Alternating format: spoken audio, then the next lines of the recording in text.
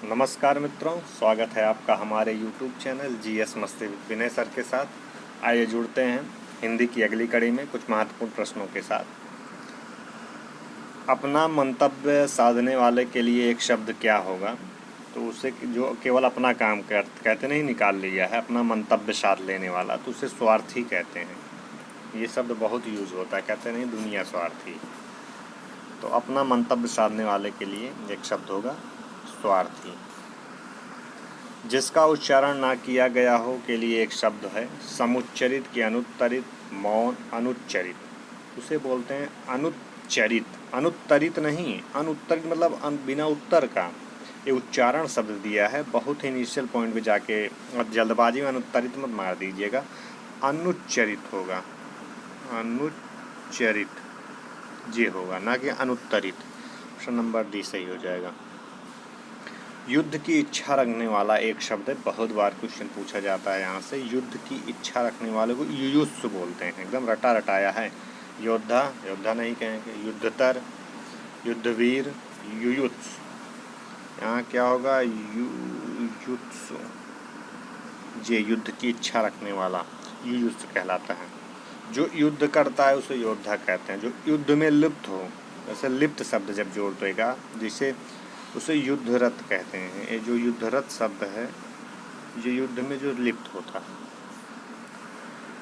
तैरने या पार होने का इच्छुक के लिए, मतलब जो कोई तैरना की इच्छा रखता है, पार होने की इच्छा रखता है, उससे क्या बोलते हैं? तितीर्ष बोलते हैं। क्या बोलते हैं? तितीर्ष। तैर कर पार करने वाला जो होगा उसे तैराक कहेंगे, तथा तैर कर पार करने वाला तारक कहलाता है। तैर कर पार करने वाला तारक तथा तैर कर पार करने वाला तारक कहलाता है। ठीक, तैराक या तारक कुछ भी कह सकते हो। अगला देखते हैं। जिसे अपनी जगह से अलग कर दिया गया हो के लिए एक शब्द है विस्थापित है, अवस्थापित है, कि संस्थापित है, कि संजातित है। तो यहाँ पे एक शब्द हमें मिला था विस्थापित कर देना किसी चीज़ को। अगला देखते हैं। बुरे उद्देश्य से की गई गुप्त मंत्रणा के लिए एक शब्द है दुष्क्रम है, दुरधिगम है, दुरभिसंधि है, दुर्भियोजन है। तो उसमें आपका आएगा दुरभिसंधि होता है। बुरे उद्देश्य से की गई जो गुप्त मंत्रणा के लिए एक शब्द होता है उसे दुरभिसंधि कहते हैं। ये होता है दुरभिसंधि। क्लियर? दुरभिसंधि होती है किसी को संकट में डालने के लिए बनाई जाने वाली योजना अथवा किसी को हानि पहुंचाने के लिए होने वाली गुप्त कार्यवाही दुरभियोजन एक होती है। जो गुप्त कार्यवाही होगी उसे दुरभियोजन कहेंगे। जिसका या जिसके पार पाना बहुत कठिन हो उसे दुरतिक्रम होता है। जिससे पार पाना बहुत कठिन होता है दुरतिक्रम कहते हैं। जिसके पार पहुंचना बहुत कठिन हो, जिसके पार ना जाया जा सके, उससे क्या कहते हैं? उसे दुरभिगम कहते हैं, दुरधिगम कहते हैं, मतलब पार पाना कठिन है। सवाल जवाब, बहस हुज्जत या दिए गए उत्तर पर उत्तर के लिए एक शब्द है, उसे क्या कहेंगे? प्रत्युत्तर कहेंगे। उत्तर पर उत्तर दिया जा रहा है, सवाल पर जवाब किया जा रहा है, ठीक है, तो वहाँ पे क्या कहेंगे? प्रत्युत्तर। वह जिसने उत्तर की अपेक्षा की उसे उत्तरोपेक्षी कहते हैं। जो उत्तर की अपेक्षा करता है उसे क्या कहते हैं? उत्तरोपेक्षी कहते हैं। क्लियर? पार उतरने की क्रिया या भाव का उत्तरण कहलाता है। एक के पीछे एक क्रम को उत्तरोत्तर कहते हैं। अगर एक के पीछे एक क्रम अगर लगा हो, क्रम वाइज का जिक्र किया गया है तो उसे उत्तरोत्तर बोलते हैं। क्या बोलते हैं? उत्तरोत्तर। वह कन्या जिसके साथ विवाह का वचन दिया गया है के लिए एक शब्द है, उसे क्या बोलते हैं? वादगत्ता बोलते हैं, कि वागदान बोलते हैं, वाग्बद्ध बोलेंगे, वाग्विदग्ध बोलेंगे। तो यहाँ पे होगा वाग्दत्ता बोलते हैं। वह कन्या जिसके साथ विवाह का वचन दिया गया हो, आप किसी से विवाह का वचन दे दो हम तुम्हीं से शादी करेंगे, तो हो जाएगा क्या, वाग्दत्ता। एक शब्द होगा उसके लिए वाग्दत्ता, ये इस तरह लिखा जाएगा वाग्दत्ता। कन्या का विवाह कर देने का वचन देने की रस्म को वागदान कहते हैं। जैसे कन्या का विवाह कर देने का जो वचन देने की रस्म जो होती है वागदान कहा जाता है। मौन अथवा वचनबद्ध को वाग्बद्ध कहते हैं। जैसे वाग्बद्ध शब्द का जो मौन होता है, वचनबद्ध होता है, वाग्बद्ध हो जाएगा। वाक चतुर को वाग्दग्ध कहते हैं। ये जो वाग्दग्ध है, जो वाक में चतुर होता है, बात करने में चतुर हो, तो यहाँ पे वाग्दत्ता हो जाएगा। ऑप्शन नंबर ए हमारा सही है। बाकी सबका हमने विस्तार से बता दिया। मदिरा पीने का प्याला के लिए एक शब्द है चषक शब्द यूज किया जाता है। ये चषम, चषक, चषक, चषक, तो ये चषक होगा, ना कि आधा शाह वाला, ये तालब शाह वाला नहीं, मूर्धन्य जो होता है। जो स्त्री के वशीभूत है के लिए एक शब्द है, उसे स्त्रैण कहते हैं। क्या कहते हैं, स्त्रैण। स्त्री के वशीभूत होना क्या हो जाएगा, स्त्रैण होना। लोग कहते नहीं अपनी वाइफ का जो है कहने में है, तो वहीं स्त्री के वशीभूत होना, स्त्रैण होना।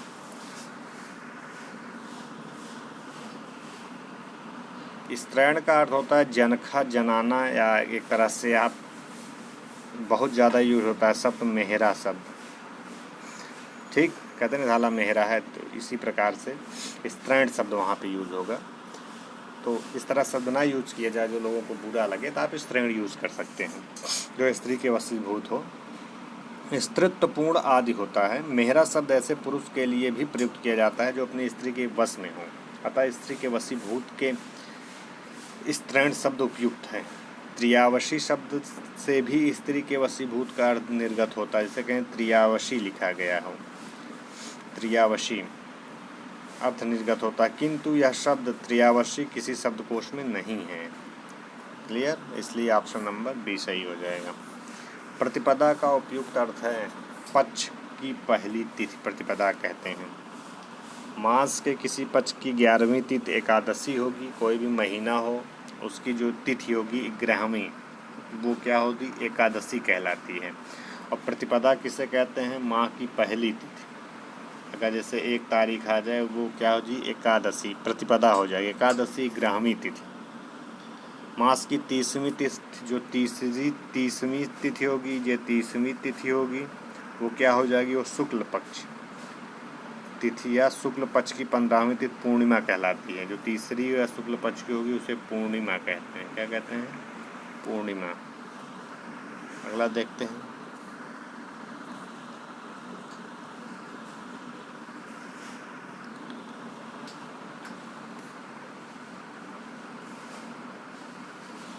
कनिष्ठिका और मध्यमा के बीच की अंगुली को क्या कहते हैं, आप अच्छे से जानते हो। अनामिका कहते हैं।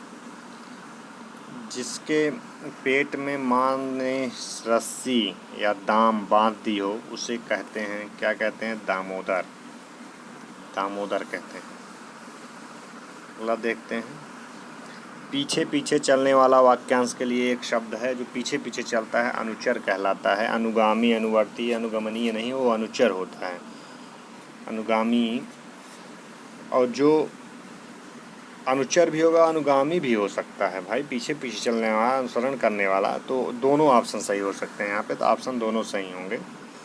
पीछे पीछे चलने वाले को अनुचर भी कहते हैं। इसलिए लोक सेवा आयोग जो यहाँ पे था, उसने क्या किया था, दोनों उत्तर माना था। तो इसलिए अनुचर अनुगामी दोनों होते हैं, तो ध्यान में रख लीजिएगा। जिसकी कोई कीमत ना हो, उसके हो सके वाक्यांश के लिए एक शब्द है अमूल्य, बहुत मूल्यवान है, जिसकी कोई कीमत ना हो।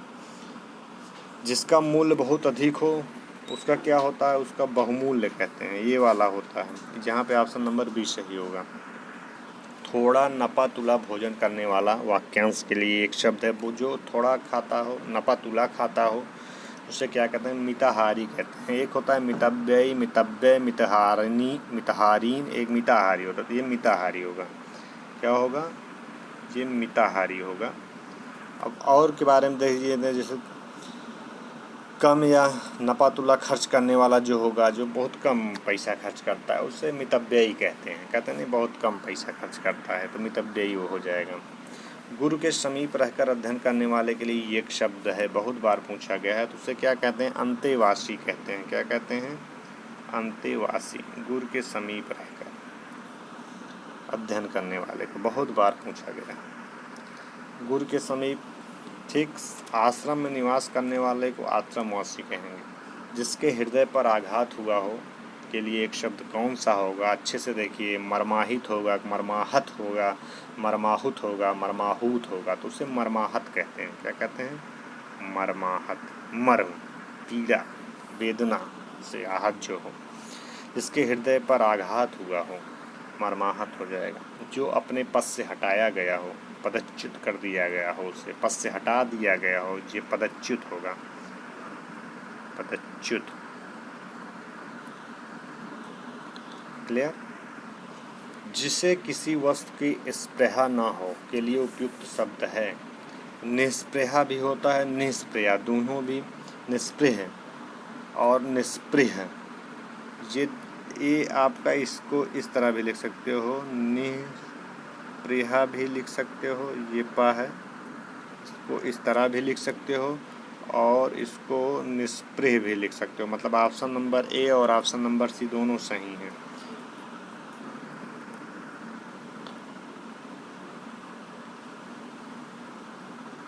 लेकिन अगर देखा जाए, शब्द तो दोनों सही हैं, लेकिन अगर सही रूप में देखा जाए तो ऑप्शन नंबर सी ही सही होगा। बी सी दोनों माना था, तो ध्यान दे लीजिएगा और दोनों आ जाए दोनों लगाइएगा। अगला देखते हैं। जिसकी पूर्व से कोई आशा ना हो वाक्यांश के लिए उपयुक्त शब्द है अप्रत्याशित। क्या है? अप्रत्याशित। अगर इसमें जो मैं कह रहा हूँ दोनों हैं, हाँ होते दोनों हैं, लेकिन जो आयोग ने माना था वो केवल ऑप्शन नंबर सी माना था। इसका चलन धीरे धीरे ख़त्म हो चुका है। जो अह की बिंदी लगी है, धीरे धीरे इसको हटा दिया गया। तो ध्यान दीजिएगा थोड़ा। जिसकी पूर्व से कोई आशा ना हो उसे क्या कहते हैं? अप्रत्याशित कहते हैं। अब कोई प्रत्याशित नहीं है। झगड़ा लगाने वाला मनुष्य एक शब्द में कहा जाएगा नारद कहलाते। कहते हैं नारद हो क्या भाई, झगड़ा लगा दिए, तो नारद कहलाता है। झगड़ा लगाने वाले मनुष्य को नारद कहते हैं। जबकि रहस्य का भेद बताने वाले को, जो रहस्य का भेद बताए, आप रावण के भाई का नाम सुना होगा, उसे विभीषण कहते हैं। वो ना कि वो नारद है, नारद तो झगड़ा लड़ाए, विभीषण वह है जो भेद बताए। क्लियर? चाल चलने वाले को, और जो चाल चलता हो, नई नई चालें चलें, नए नए तरीके, उसे शकुनी कहते हैं। क्या कहते हैं? शकुनी। महाभारत का पात्र, कौरवों का मामा जो हुआ करता था। क्लियर? तो हमने बताया झगड़ा लगाने वाला नारद होगा। नारद जी बारे में जानते हैं, नारायण नारायण करके बहुत टीवी सीरियलों में सुना होगा। रहस्य भेद बताने वाले को विभीषण कहते हैं, रामायण में भी इसको देखा होगा। चाल चलने वाले को शकुनी कहते हैं, महाभारत में इसे देखा होगा। तो इस प्रकार से ये इसके लिए एक शब्द बनते हैं। महल के भीतरी भाग को किस शब्द से जानते हैं? तो महल के भीतरी भाग को अंतःपुर के नाम से जानते हैं, ना कि गर्भगृह के नाम से जानते हैं। भीतरी तल रनिवास के नाम से नहीं जानते, तो अंतःपुर के नाम से जानते हैं। जो छीड़ ना हो सके उसके लिए एक शब्द है अक्षय होता है। जो क्षीण अथवा क्षय ना हो सके अक्षय कहलाता है। जो मिट ना सके, मिटने की जहाँ पे जी का आ जाएगा वहाँ हो जाएगा अमिट। अंत ना हो उसे अनंत कहते हैं, जिसका कोई अंत ना हो। जिसके सिर पर चंद्रमा हो या चंद्र हो उसके लिए उपयुक्त शब्द है चंद्रशेखर शब्द हो जाएगा। जिसके सिर पर चंद्र हो उसे चंद्रशेखर कहते हैं। जो चक्र को धारण करता है उसे चक्रधर। चंद्रमा की वह स्थिति जब उस पर पृथ्वी की छाया पड़ने से उसका कुछ या सारा भाग दिखाई नहीं देता है, उसे चंद्र ग्रहण कहते हैं। जिसके हृदय में ममता नहीं है के लिए उपयुक्त शब्द है निर्मम। जो निर्मम होगा उसके हृदय में ममता नहीं होगी। मित्रों, यह कुछ महत्वपूर्ण तथ्य थे। यदि यह वीडियो अच्छा लगा हो इसे शेयर और सब्सक्राइब करिए। हम मिलते हैं अपना पुनः दूसरे वाले वीडियो में। तब तक के लिए धन्यवाद मित्रों।